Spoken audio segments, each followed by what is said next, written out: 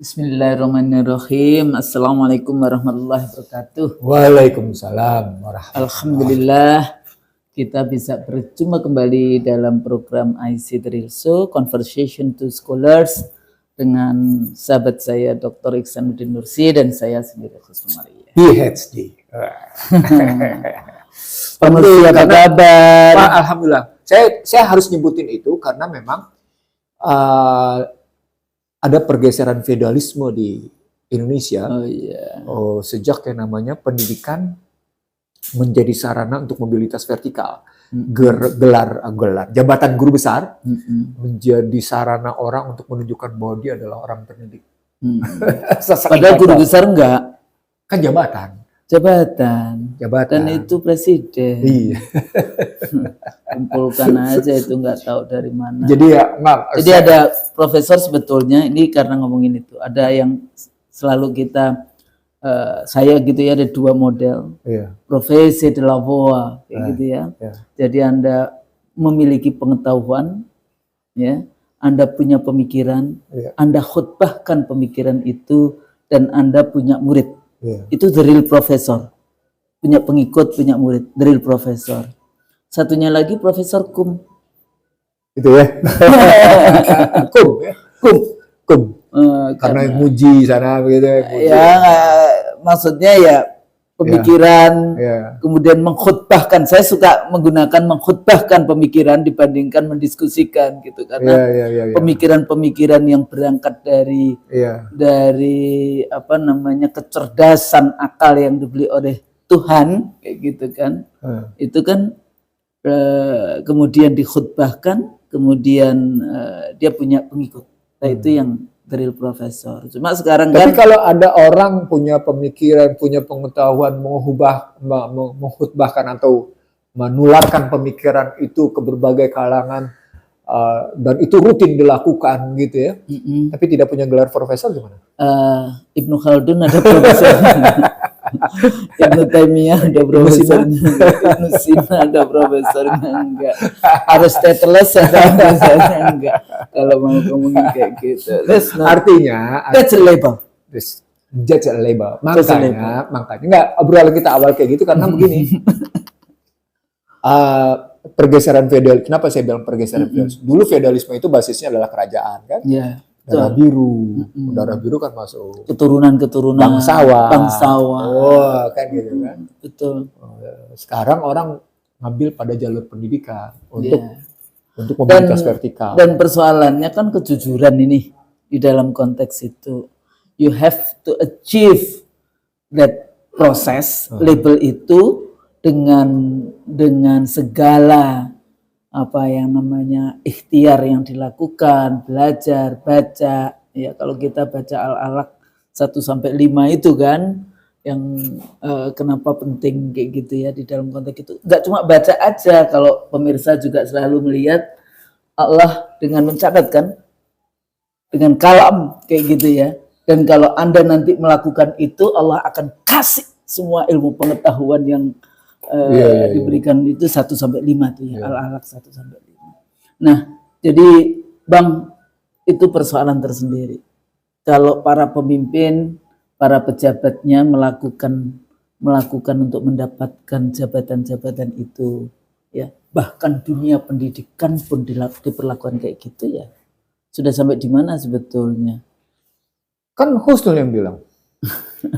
Kalau pendidikan tidak lagi menjadi sarana untuk remedi, menyelesaikan solusi dari semua persoalan, maka rusaklah bangsa itu. Dan itu ternyata rusak dari mulai input, proses, output, outcomes, multiplier efek ganda, semuanya rusak. Gimana tuh? Gimana?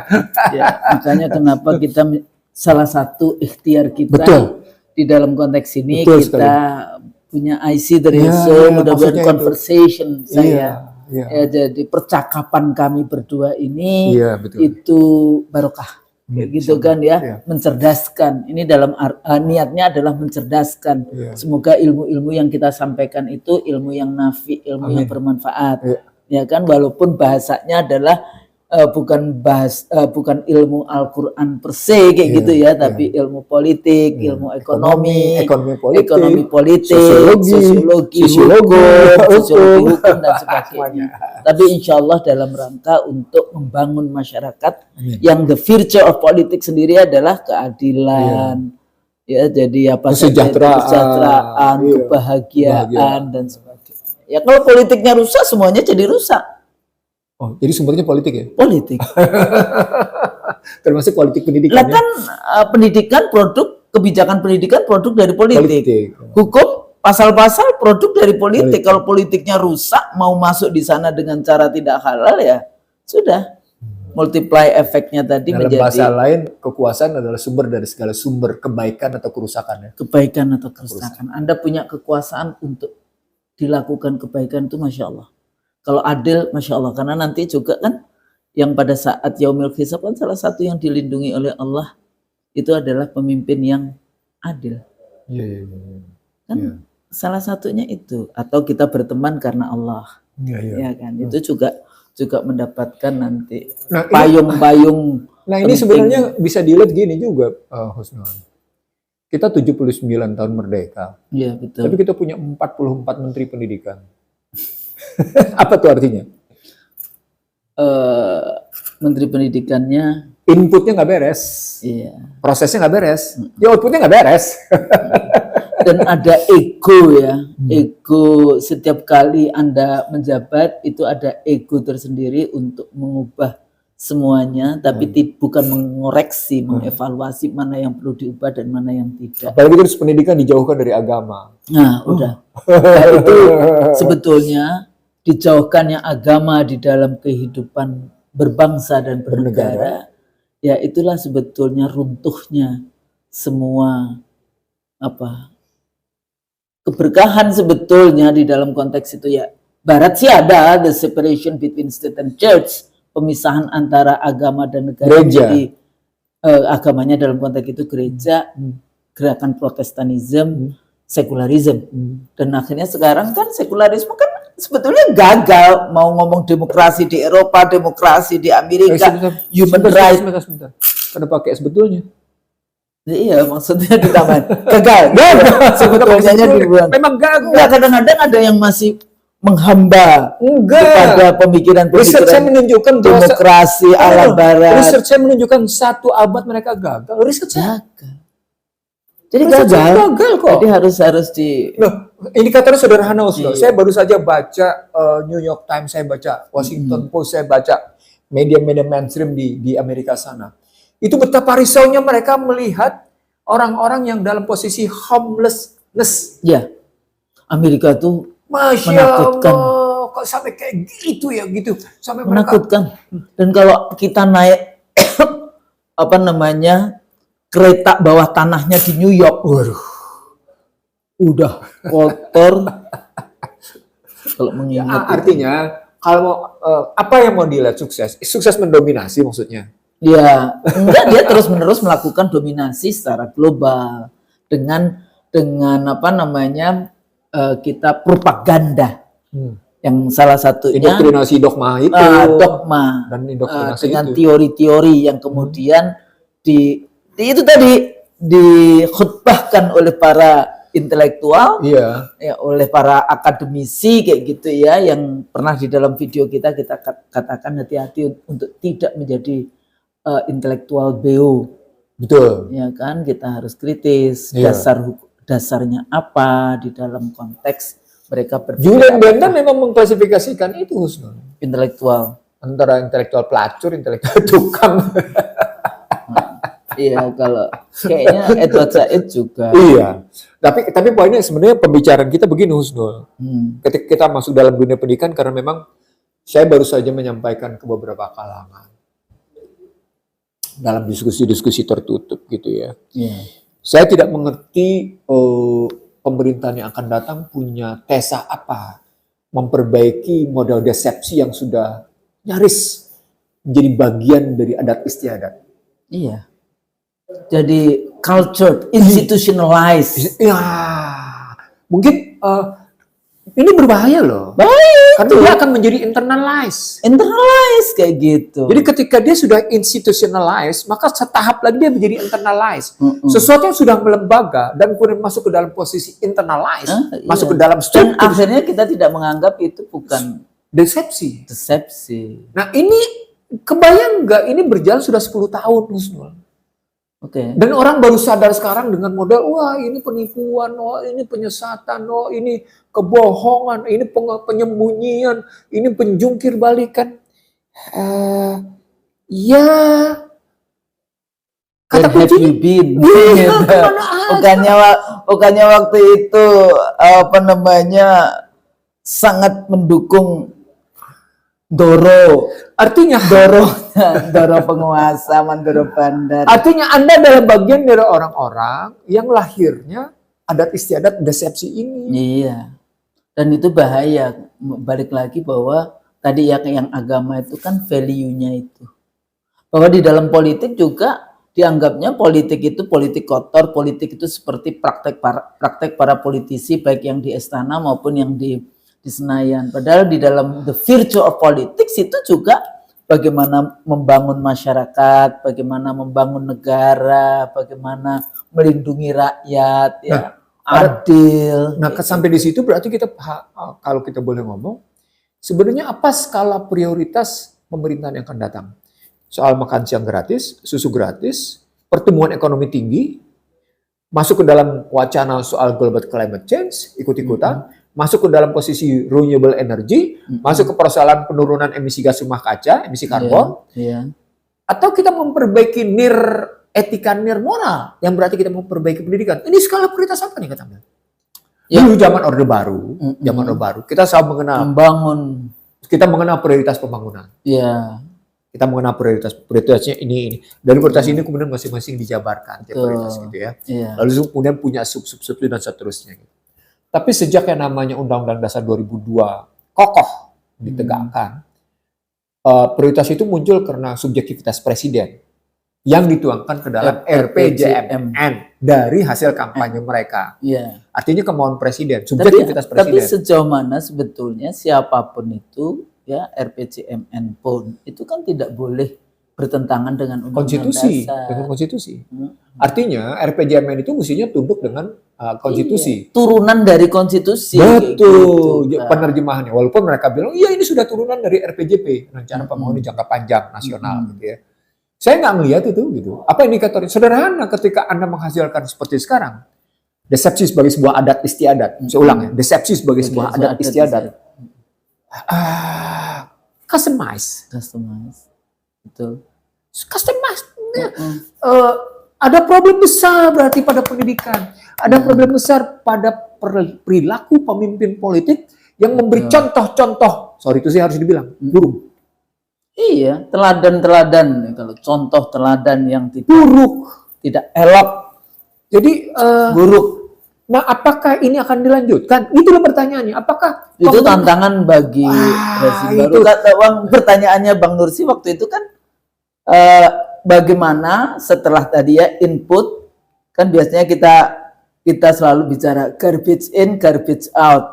Tapi kita masih mengharapkan ada black box. Dalam teori sistemnya David Easton itu kan ada black box. Di dalam black box ini bagaimana di tayangan kita sebelumnya ya kita bahas tentang misalnya bertobatlah. Jadi kalau sudah kesalahan-kesalahan ini kemudian di dalam proses atau black box itu ada taubatan nasuha kayak gitu, taubat nasional di dalam para pemimpin, ya bisa saja nanti outcome-nya bisa berubah. Tapi kalau business as usual, ya pertanyaannya sampai kapan kita bisa eksis negara Republik Indonesia. Yang menjadi masalah kan cuma tinggal beberapa bulan ya Husnul. Hitungannya. Iya. September, Oktober. Oktober tanggal 20. Iya. Hitungannya kan cuma. Kalau Senayan tanggal 1. Hitungannya cuma beberapa.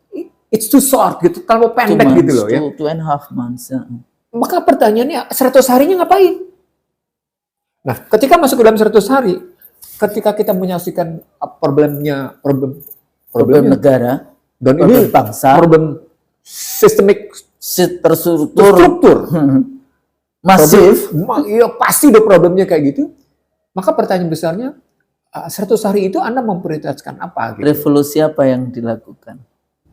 Nggak bisa cuma sekedar business as usual. Jadi sebagai satu gerakan apa yang akan dipimpin untuk mengembalikan marwah kayak gitu ya, dari dignity dari bangsa dan negara ini. Leadership kata kuncinya. Leadership. Dan leadership itu berarti ada dua. Leadership partai politik, leadership negara yang adanya dalam partai politik, dan leadership birokrasi.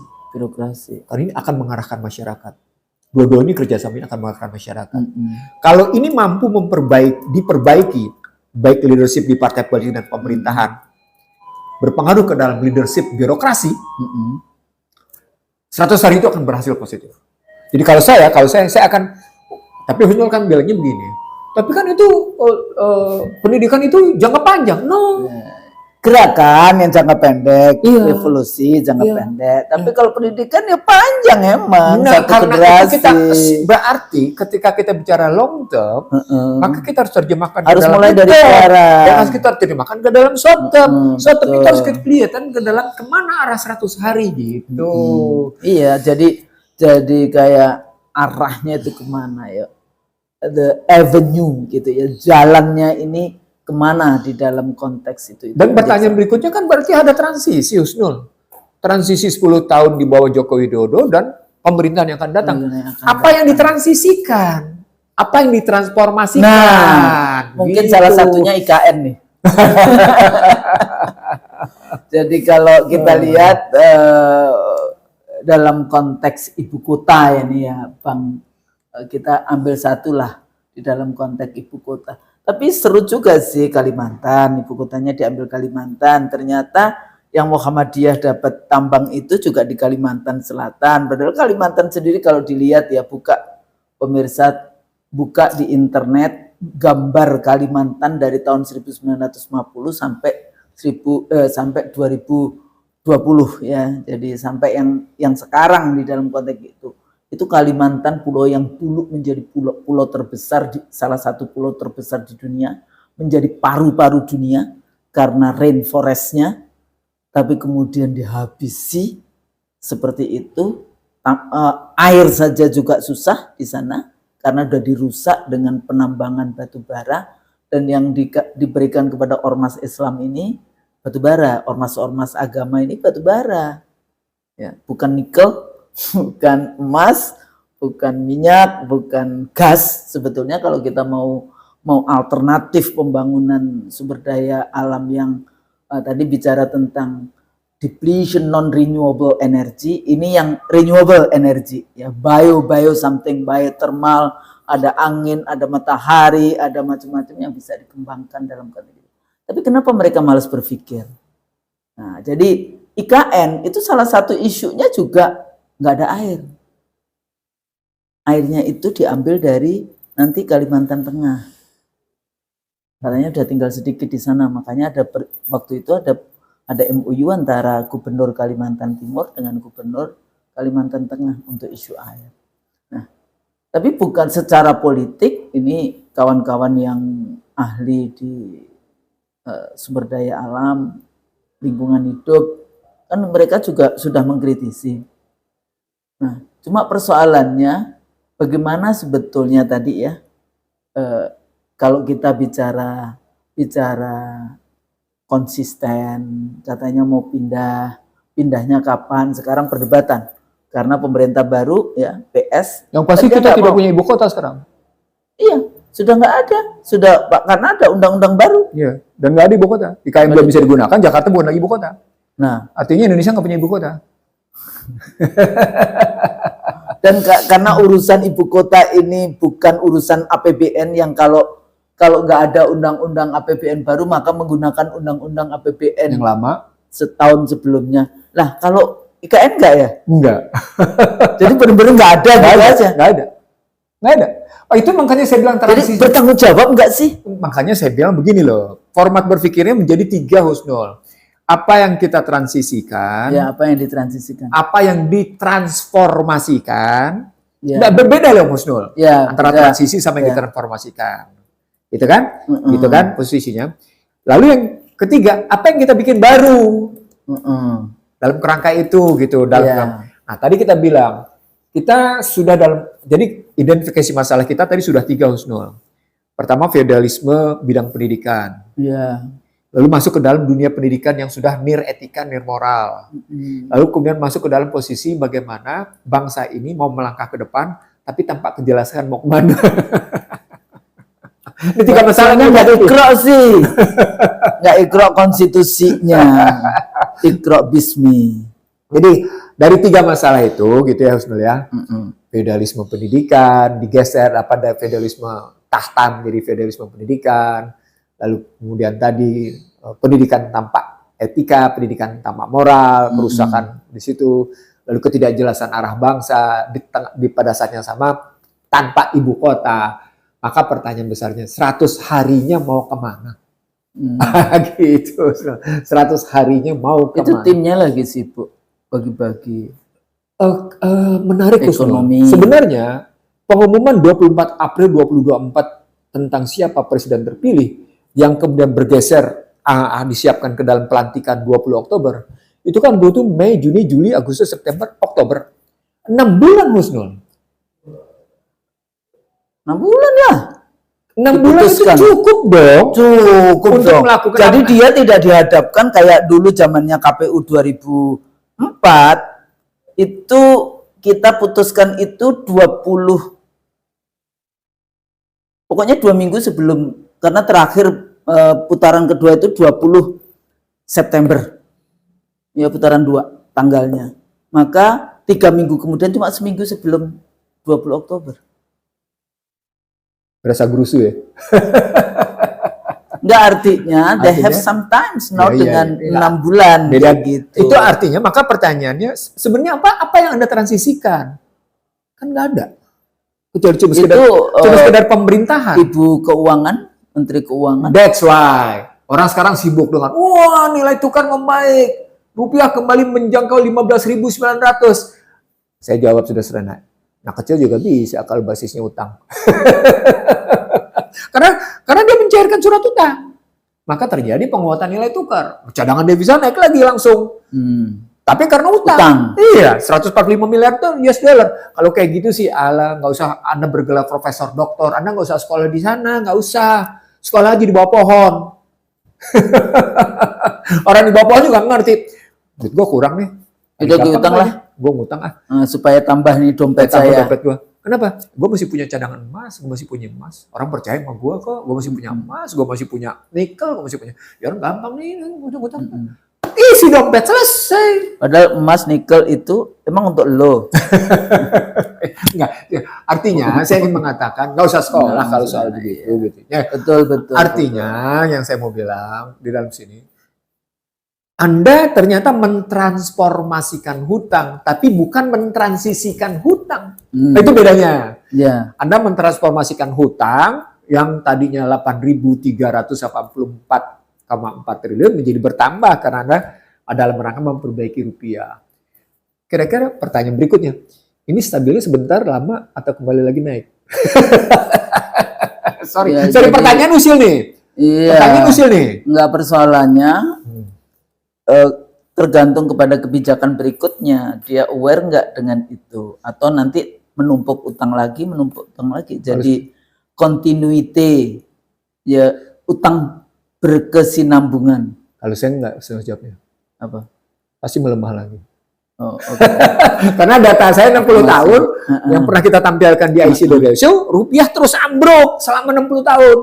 Dari tahun 64 hingga hari ini, apalagi sejak yang namanya reformasi. Keambrukannya lebih parah dibanding 64 ke 97. Tapi sejak 97 hingga hari ini keambrukannya, terpukulnya. Disitulah muncul tesa saya. Itu dulu yang sering kali kita sebut sebagai mafia Berkeley ya? Iya. Yang awal-awal Orde Baru. Yang outputnya menjadi fundamental makroekonomi Indonesia rapuh. Karena sebetulnya balik lagi ideologinya liberalisme dan neoliberalisme. Artinya tadi ketika saya tanya berapa lama lo bisa memposisikan stabilkan rupiah kayak dengan harga segitu? Ya, yes. Kan pernah saya masuk ke dalam tes khusus. Jika kita terus-menerus tidak normal, Maka yang tidak normal secara terus-menerus ini disebut sebagai abnormal kan? Mm-mm. Yang abnormal berterus-terus terjadi, yang normal dong jadinya. Artinya rapuh. Rapuh. Dengan begitu rupiah akan jatuh lagi. Nah, itu artinya apa yang dipukul Sunul? Percaya diri Anda. Ketika percaya diri Anda, harkat martabat Anda dipukul terus-menerus kayak gitu, Anda kokoh nggak? Sebagai bangsa ya Nggak rapuh. kokoh, rapuh. Berarti, Tapi do they really understand? Apakah mereka betul-betul itu ngerti? Kan mereka harusnya mengerti dengan yang itu. Atau sudah yang seringkali kalau Anda sudah, ya kalau di dalam konteks bahasan kolbu gitu ya. Kalau dia sudah melakukan dosa, itu kan titik-titik maksiat, titik-titik tertutup semuanya. Sehingga sudah tidak bisa melihat kebenaran, melihat mendengar ya sumum bukmun umyum fahum lah ya, ilun lah ya arjiun yang kayak gitu-gitu. Bisa juga seperti itu. Jadi kalau hati kita bersih, kolbu kita bersih, ya kita bisa melihat itu dengan terang kayak gitu, sehingga kita bisa menyelesaikan segala persoalan tadi, apakah transisi, transformasi, kebijakan baru dengan terang. Di samping karena kita tidak bicara tentang kepentingan individu, tapi kepentingan bangsa dan negara. Kalau kayak gitu kan enak sebetulnya. Nanti mati semua kan, presiden juga mati, anggota DPR juga mati, kita juga mati. Maksudnya. Nggak dibawa semua kan itu. Nah, jadi balik lagi, sejauh mana para aktor yang berada di dalam kekuasaan itu, terutama di bidang ekonominya, itu sebetulnya terus-menerus membangun diskursus, membangun pemikiran-pemikiran dan solusi-solusi ya untuk menyelesaikan masalah ekonomi bangsa ini. Kalau saya ngambilnya begini Husnul. Salah satu contoh begini. Apakah Joko Widodo kita bilang sukses mengatasi COVID? Enggak tuh. Kenapa enggak indikatornya? Gampang Husnul. Dia menempatkan manfaat besar-besaran dari bunga 0% dari BI. Sehingga pertumbuhan ekonominya tetap kayak gitu. Tapi dampak setelah itu kelihatan bisa bertahan, kelas menengah turun. Dari 60 juta sekarang tinggal 52 juta. PHK juga di mana-mana. PHK di mana-mana. Anda boleh bilang, enggak tuh bagus kok. Pengangguran enggak, kemiskinan juga, angka mereka bilang baik. Tapi pada saat yang sama Anda tidak bisa meyakinkan bahwa namanya daya beli bertahan. Anda nggak bisa. Ternyata daya beli menurun kok. Artinya begini saya mau bilang. Itu kan tidak mungkin ditransformasikan oleh pemerintahan yang akan datang. Karena selama perjalanan 10 tahun kayak gitu, outputnya harga logistik tidak membaik, pangan juga jelek, harganya terus naik, energi apalagi, uang jatuh, seluruh yang terjadi kemudian deindustrialisasi. Semua gambaran itu terjadi. Import semua. Enggak gambaran. Nah, lalu apa yang bisa kita nyatakan bahwa kita ingin bangkit, transformasikan untuk dilanjutkan apa? Apa yang mereka selalu mengatakan yang baik dilanjutkan. Yang mana? Iya, yang mana? Kita sudah membangun. Yang mana? Karena kalau dulu kan janjinya yang 65 poin itu, tapi satu aja isu SMK. Enggak lah, itu enggak usah dibahas, itu udah masuk kotak.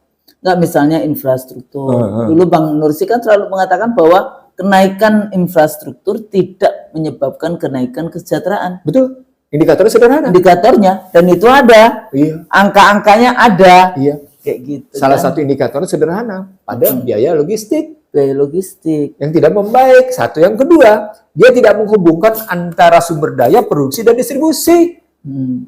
Dia cuma sekedar memobilisasi orang, tapi tidak kemudian memperbaiki mobilisasi itu dalam rangka percepatan. Itu. Dia cuma yang terjadi adalah kemudahan transportasi. Dan yang terjadi kemudahan transportasi itu bukan kemudahan transportasi publik. Swasta. Pada saat bayarnya mahal. Pada saat yang sama transportasi publiknya terjadi seperti kereta api cepat Jakarta-Bandung.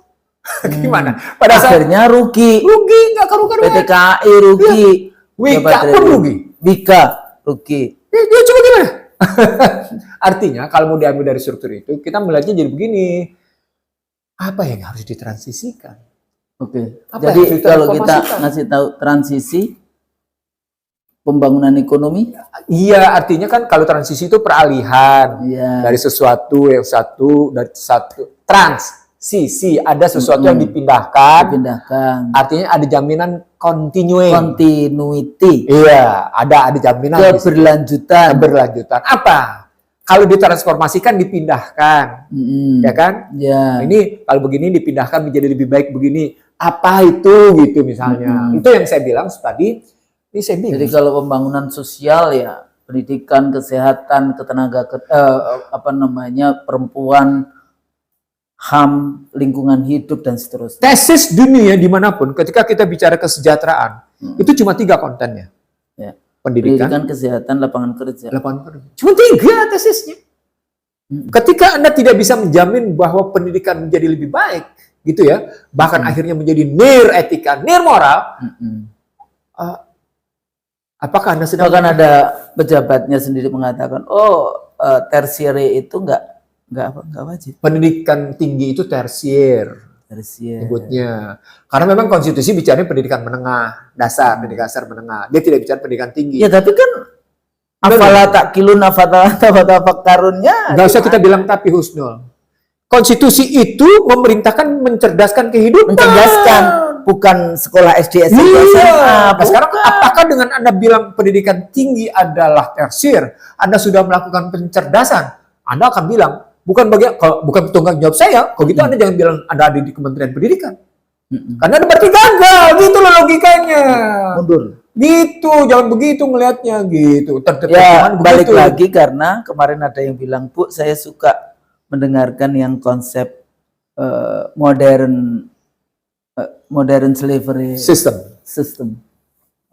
Apa modern slavery system? Ultra modern slavery system di dalam konteks itu.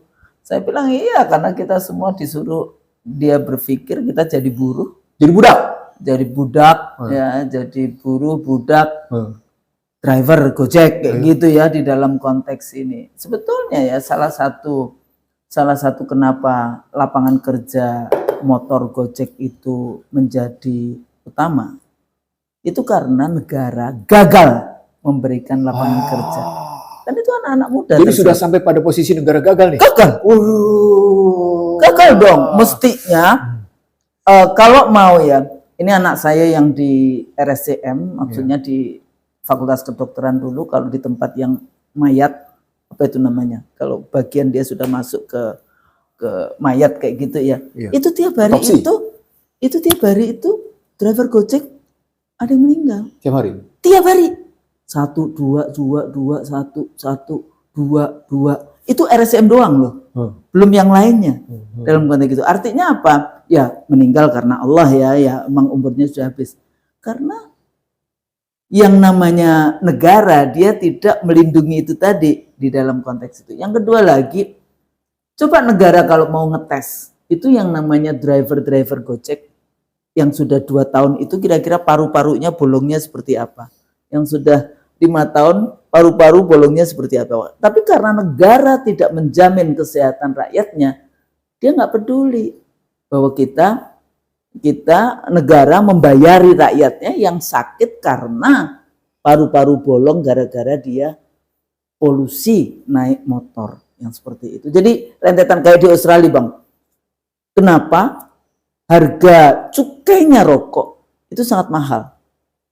Karena ternyata ini ada hubungannya, negara membiayai kesehatan dan dari hasil kesehatan studinya mengatakan bahwa banyak sekali, jadi antara berapa cukai government revenue dari cukai rokok dan berapa negara mengeluarkan government spending untuk kesehatan related rokok, ternyata mahal.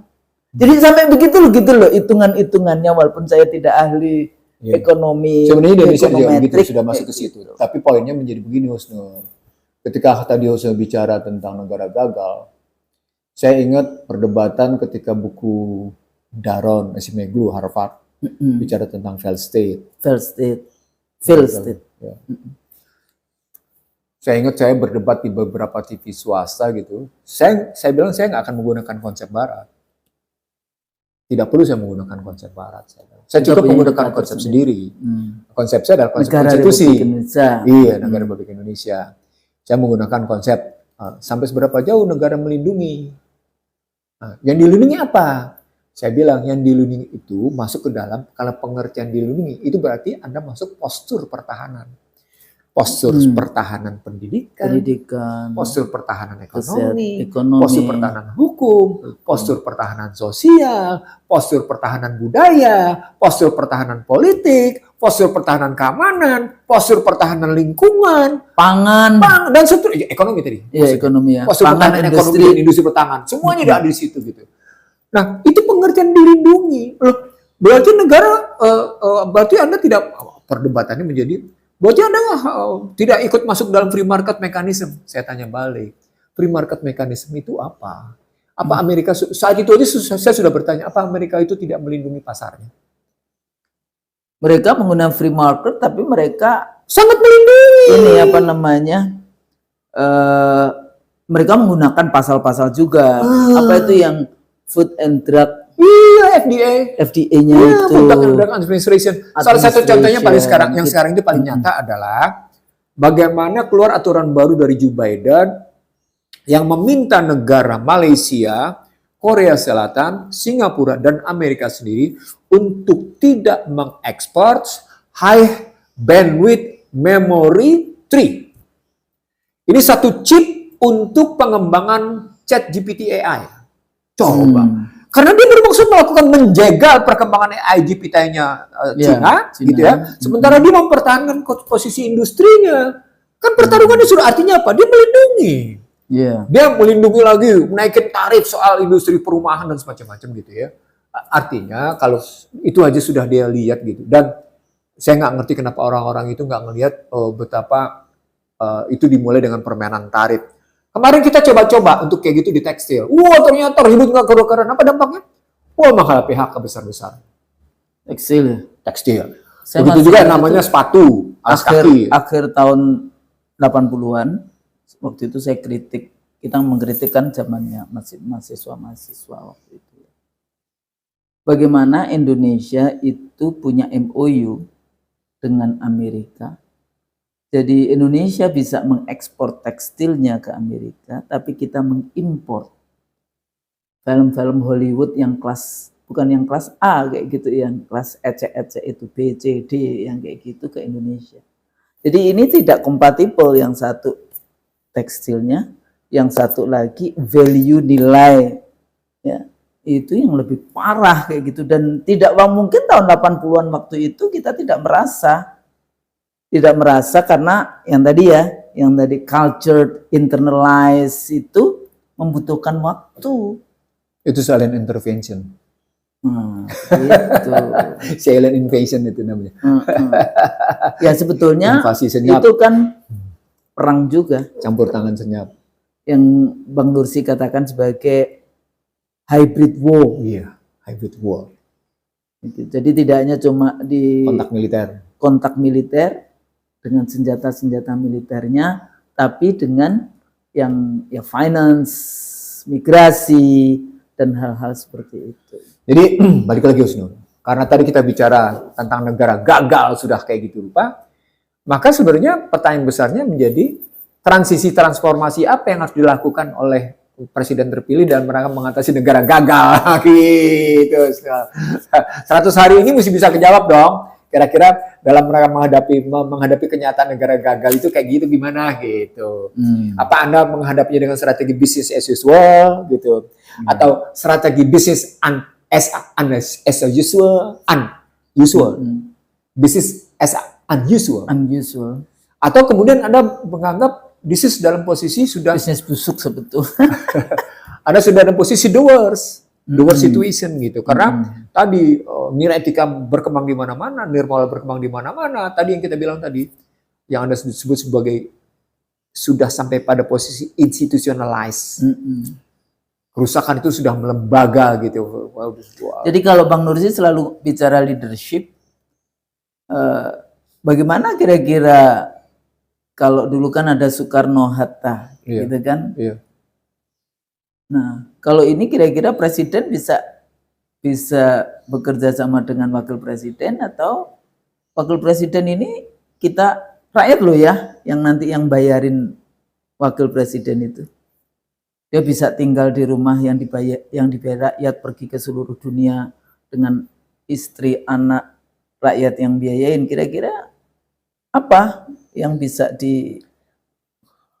itu yang sebenarnya bagian dari sampai seberapa dalam kita punya pertanggungjawaban moral kita.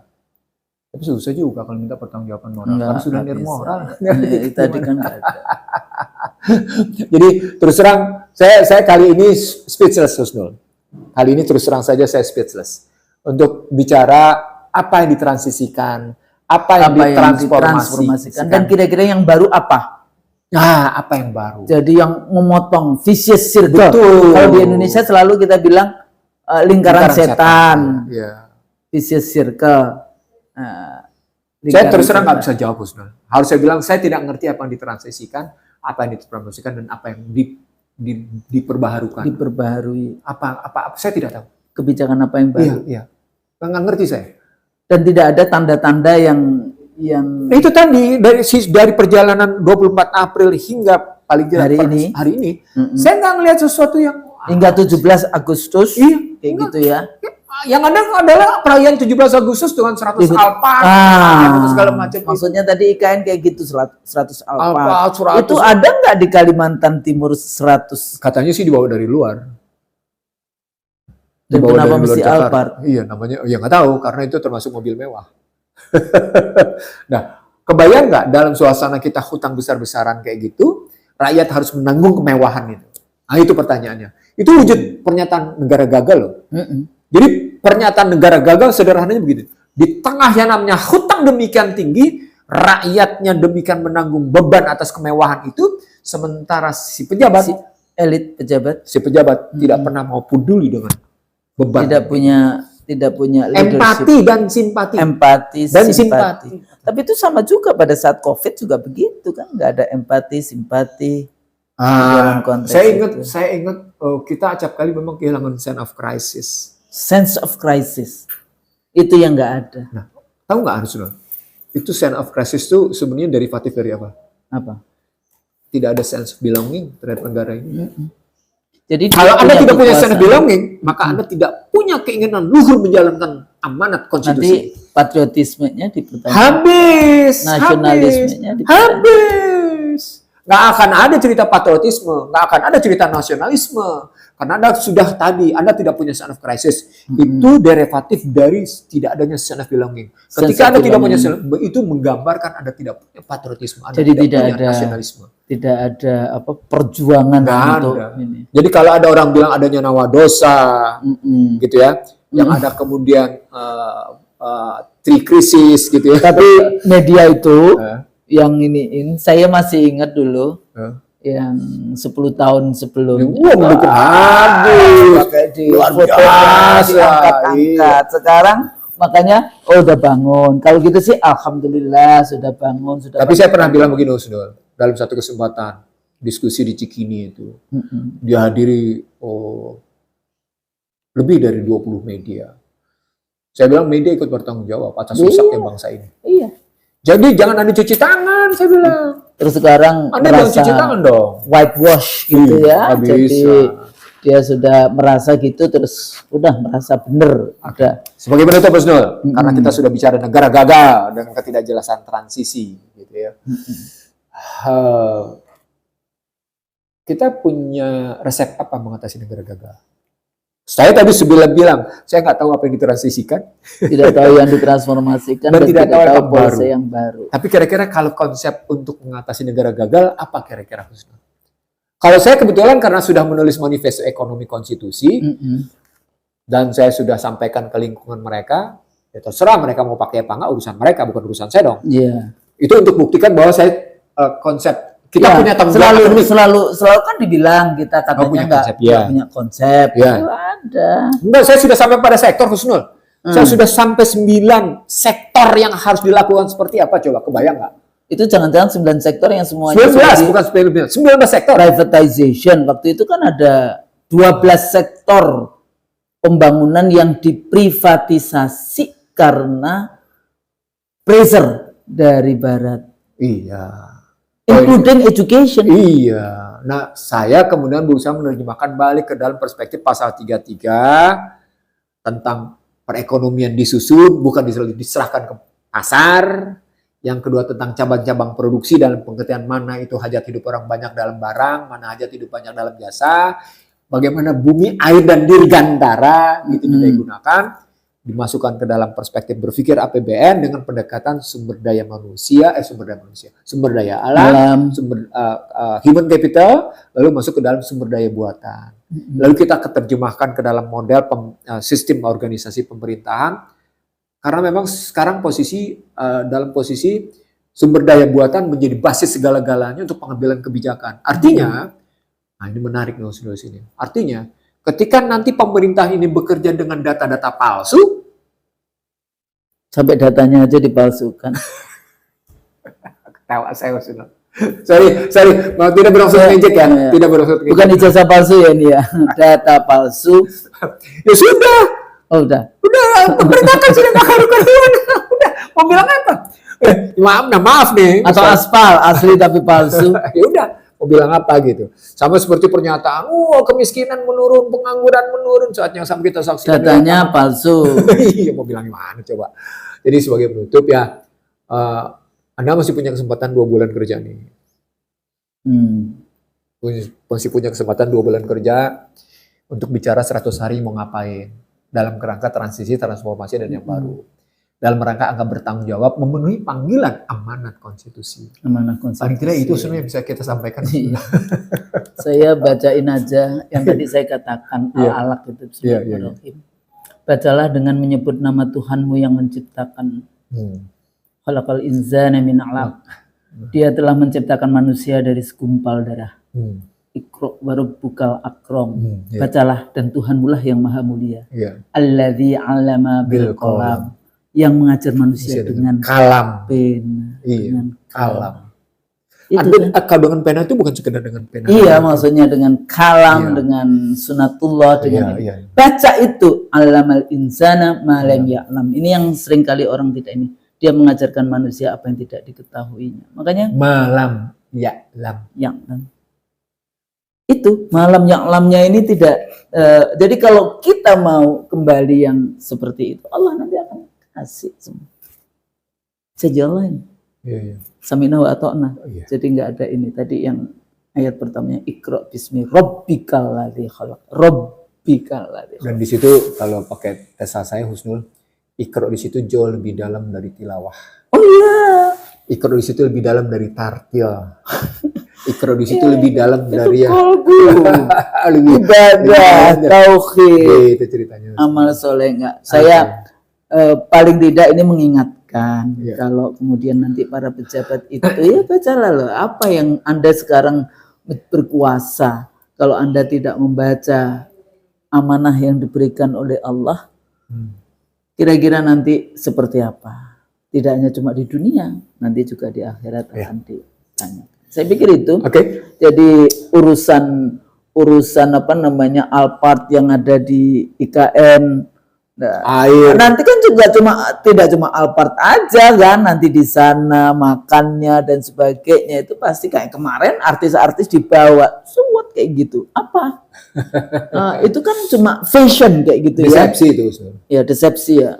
Desepsi gitu. Ngabisin uang APBN saja, uang negara saja ya. Hanya untuk apa? Hanya untuk jargon propaganda, ya sepertinya bagus tapi intinya substansinya tidak. Tapi mudah-mudahan apa yang kita sampaikan conversation seperti ini banyak dilakukan ya teman-teman masyarakat, scholars dari Aceh sampai Papua ya dengan conversation ini maka kita bisa terus-menerus mengasah kalbu, mengasah pikiran kita, otak kita supaya kita bisa menjadi negara yang baldatun thayyibatun warabun ghafur. Amin ya rabbal alamin. Kalau salah kami mohon maaf. Assalamualaikum warahmatullahi wabarakatuh. Waalaikumsalam warahmatullahi wabarakatuh.